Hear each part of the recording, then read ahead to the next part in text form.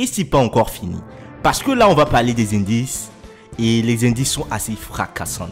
Les pros amiraux se réjouiront. Ça, c'est clair. Mais j'espère personnellement que ces indices ne sont pas vrais. Parce que si c'est vrai, franchement, je vais éclater mon micro. Parce que là, je vais pas supporter. Je vais pas du tout supporter ce qui va se passer. Salut les pirates. Paix et fortune sur vous. On se retrouve aujourd'hui pour deux raisons principales. Premièrement, on va parler des indices du chapitre 1055 de One Piece. Alors j'ai les premiers indices, je vais vous faire part de cela. Deuxièmement, on a vu l'entrée en scène fracassante des chevaliers de Dieu. Qui sont ces êtres qui ont l'air surpuissants, qui sont au-dessus des dieux peut-être? Qui sont-ils? Quel est leur niveau de puissance? Amiral, empereur ou peut-être niveau hymne? C'est possible les gars, c'est possible les gars. Alors les amis, par rapport aux premiers indices, on va parler des anciens et des nouveaux Shichibukai. On aura aussi le dénouement du combat du général de l'amiral Aramaki, dit le taureau vert, face aux samouraïs. Et on va aussi parler d'un événement très crucial et important qui s'est passé. Donc sans plus tarder, je balance la sauce immédiatement.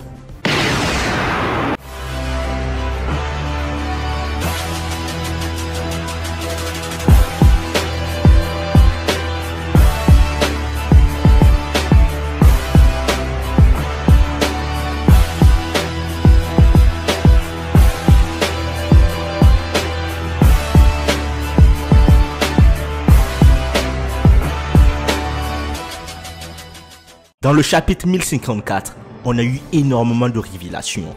Luffy qui n'a pas encore récupéré, Shanks qui est aux abords de Wano Kuni qui nous révèle ses intentions, trouver le One Piece. Aramaki qui affronte les samouraïs, Yamato et Momonosuke. Momonosuke qui décide de s'occuper seul de Aramaki. Est-ce qu'il va réussir? On ne le sait pas pour l'instant. On a eu des nouvelles de la rêverie. Sabo qui est déclaré empereur des flammes. Et un nouveau mystère vient de s'incruster, les chevaliers de Dieu. Qui sont ces êtres? Les chevaliers de Dieu sont un ordre spécial de dragons célestes. Le but de cet ordre est d'arbitrer les conflits entre les autres dragons célestes. De telles disputes sont inévitables lorsqu'il y a probablement des milliers de dragons célestes à Marijoise. Les seules personnes aptes à régler les différends entre les dieux sont les autres dieux. En fin de compte, les chevaliers de Dieu sont responsables devant les dieux, qui sont peut-être les dragons célestes. Mais en réalité, Dieu fait référence à Im, pas aux dragons célestes. Les chevaliers de Dieu répondent directement à Im, et à Im seul. Ils sont élevés de manière totalement différente des dragons célestes, et sont les seuls à connaître la vérité. Ils ne sont pas des dieux, Im l'est par contre. Ils existent pour aider à imposer le règne d'Im sur le monde. Alors les Gorosei, quel est leur rôle? Les Gorosei sont les 5 membres de cet ordre choisis pour diriger le gouvernement mondial.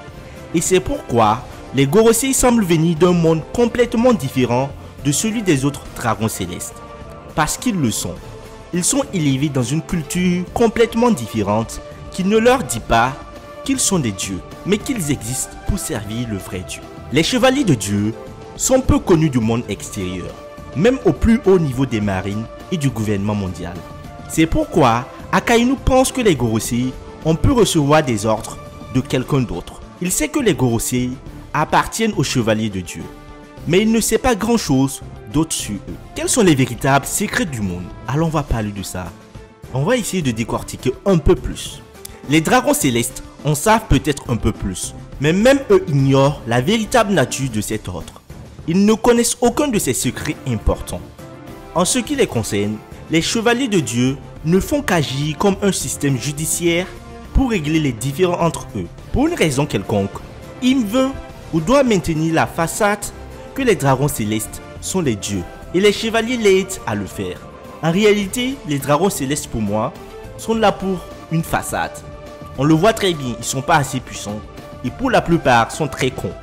Donc, on les a mis là juste pour orner parce qu'il y a un vide qu'il ne faut pas laisser. Il faut que les humains et les autres créatures de la terre prient un dieu, aient peur d'une créature ou d'un peuple. Alors c'est ça le rôle des dragons célestes. Mais en réalité, ils ne savent pas pourquoi ils sont là. Ils ne savent pas qui les a mis là. Ils ne connaissent pas en réalité la vraie histoire de ce monde. La vraie histoire de ce monde est détenue par Im et les Chevaliers Célestes. Même les hauts gradés de la marine n'ont pas assez d'informations par rapport à cela. Et c'est pour ça que je pense qu'à la fin de One Piece, beaucoup de choses vont se passer, il y aura un retournement de la situation. Les Marines qui pensent servir la justice vont se rendre compte qu'on les utilise pour des fins. Alors, il y a plusieurs types de marines. Il y a les marines qui vont continuer à s'y plaire et qui le savent déjà. Et il y a les marines comme Kobe qui ne vont pas accepter de continuer à travailler pour ces personnes. Je pense qu'il y aura une fracture au niveau de la marine. Certains vont rejoindre Luffy et d'autres vont continuer avec Im. Et à la fin, il y aura une grande guerre. Parce que là, je pense que le gouvernement mondial n'a pas encore abattu toutes ses cartes. Là, on vient de voir les Chevaliers Célestes. Peut-être qu'il y a encore un autre assez puissant pour défendre le gouvernement mondial, Im, les Dragons Célestes. Et là, clairement, One Piece est en train de finir. Qu'est-ce que M. Eiichiro Oda nous a dit? Il avait publié une déclaration sur la conclusion imminente de la série. Quand j'étais enfant, j'ai eu cette pensée. J'aimerais pouvoir dessiner une série manga dans laquelle la fin est la partie la plus excitante, a commencé Oda. Maintenant, nous avons presque terminé l'arc du pays de Wano et tout le travail de préparation est prêt. Il m'a fallu 25 ans pour en arriver là, a écrit Oda, faisant référence au lancement prochain de la saga finale de la série Manga Shonen One Piece. Oda, qui est connu pour annoncer des éléments de l'histoire des années avant qui ne se concrétisent, a laissé entendre que la dernière saga résoudra tous les fils restants de l'intrigue.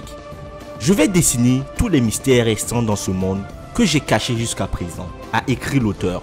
Cela va être très intéressant. Veuillez attacher vos ceintures. Merci beaucoup. J'espère que vous me suivrez encore un peu. Donc les amis, petit à petit, M. Eiichiro Oda va nous révéler d'autres personnages, les derniers personnages, pour venir conclure son arc. Il nous a dit clairement qu'il ne reste plus que 3 ans pour One Piece. Donc attachez-vous parce que là, c'est incroyable, c'est incroyable, c'est incroyable. Et c'est pas encore fini. Parce que là, on va parler des indices. Et les indices sont assez fracassants. Les pros amiraux se réjouiront. Ça, c'est clair. Mais j'espère personnellement que ces indices ne sont pas vrais. Parce que si c'est vrai, franchement, je vais éclater mon micro. Parce que là, je vais pas supporter. Je vais pas du tout supporter ce qui va se passer. Ah, les amis. On y va.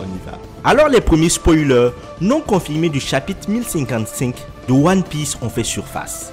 Je considère ces spoilers comme non confirmés car ils n'ont pas été divulgués par les informateurs habituels. Il y a donc de fortes chances qu'ils soient partiellement ou totalement faux. Les spoilers confirmés devraient apparaître ce lundi soir ou au plus tard mardi. Le manga quant à lui est prévu pour être publié en scan ce vendredi et le dimanche à 12 h officiellement sur l'application Manga Plus. Alors par rapport aux premiers indices, il est dit que le chapitre présentera les anciens Shichibukai, Mihawk, Weevil et Hancock. On va aussi parler de Teach, Baggy qui seront également présents sur ce chapitre. Alors je pense qu'ils vont parler de ces Shichibukai et on aura le dénouement de la guerre entre les Marines et les Shichibukai. Rappelez-vous que les Marines avaient créé le SSJ, cette nouvelle armée qui est capable de remplacer les Shichibukai. Et du coup ils sont allés pour enfermer les Shichibukai. On sait très bien que ces mecs se sont battus. Ils se sont défendus. Mais on ne sait pas s'il y a eu des morts, si les Shichibukai ont gagné ou s'ils ont perdu. C'est à l'issue de cela que Baggy est devenu empereur. Alors j'avais émis la théorie selon laquelle les Shichibukai avaient gagné, mais le mérite était venu à Baggy et on avait dit que Baggy est devenu le boss de tous les Shichibukai. Donc c'est pour ça qu'il est devenu empereur. Alors, j'aimerais bien que cette théorie se vérifie et on aura très prochainement, si les premiers indices sont vérifiés, d'ici demain au plus tard, on aura la confirmation de tout ce qui s'est passé. Alors, je vous pose cette question. Selon vous, quel Shichibukai aurait pu rester et pensez-vous que le SSJ a réussi à capturer un Shichibukai ou ont-ils tous gagné? On y va en commentaire et on en discute. Après cela, on aura aussi des informations sur Teach. Teach avait dit qu'il n'allait pas laisser quelqu'un s'accaparer de ce que lui convoitait. Alors, de quoi il s'agissait? On va savoir. Est-ce que c'est le fruit du démon de Sabo? Parce que Sabo est devenu empereur des flammes, il a éveillé son fruit. ou est-ce qu'il va affronter Dragon? La question reste en suspens, mais je pense que Teach va commencer à bouger et quelque chose va se passer très prochainement. Après cela, on va aux deux dernières parties les plus importantes de ce chapitre, de ces indices. Il est noté que le général, l'amiral Ryochuju, a vaincu les samouraïs. Oh putain! Oh! Je n'en reviens plus. Il a vaincu les samouraïs, mais non, franchement. Ah, j'espère que c'est pas vrai. Je vous donne ces spoilers, mais moi, j'espère que mes spoilers sont faux. Parce que j'ai pas envie de voir ça, parce que ça va être un foutoir. On a d'abord Sabo qui arrive à foutre le bordel et avec deux amiraux. Et là, un amiral qui arrive. Pourtant, Sabo, il est niveau second. Mais comme un amiral, en fait, c'est du n'importe quoi. Là, on n'a plus d'échelle de puissance. On ne sait plus qui est vraiment. Et il y a Bagi qui est devenu empereur. Franchement, dites-moi ce que vous pensez si les samouraïs ont été vaincus. Alors, il est question du samouraï. On n'a pas dit les samouraïs, du samouraï. Si c'est du samouraï, peut-être qu'il s'agit de Momonosuke. S'il a vaincu Momonosuke, là, je peux encore l'accepter. Mais vaincre tous les samouraïs, tout en sachant qu'il y a Yamato qui est là, personnellement, j'arrive pas à y croire. Mais là, les pros amiraux, ils seront tellement en liesse, ils seront trop contents. Mais j'espère que ça va pas se vérifier. Et pour finir, il y aura également un événement important dans ce chapitre. Un événement assez important. Je pense qu'on va parler de Sabo et de Dragon. Et peut-être de Shanks. Je pense aussi qu'il y aura allusion à Shanks. Et ces trois-là seront très importants pour la suite de One Piece. Donc les amis, on a fini pour les différents premiers indices.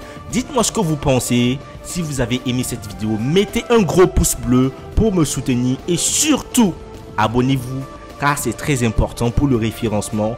Et c'est très important pour faire agrandir la flotte. On est pratiquement 4000 abonnés. Franchement, je suis très content. Il n'y a pas très longtemps, on n'était que 1000. Mais non, on est pratiquement 4000. La flotte de Luffy est à 5000. Nous, on est à 4000. Ça veut dire que si on fait très vite, on peut dépasser la flotte du futur empereur. Du futur, non, il est déjà empereur, du futur roi des pirates. Donc franchement, c'est très grandiose. Merci beaucoup les amis. Prenez soin de vous. On se retrouve très bientôt pour les spoilers confirmés et pour le résumé complet. Donc pour ceux qui n'ont pas encore vu le résumé complet du chapitre 1054, allez sur ma vidéo précédente et vous aurez tout. Merci les amis, prenez soin de vous et à la prochaine. Peace.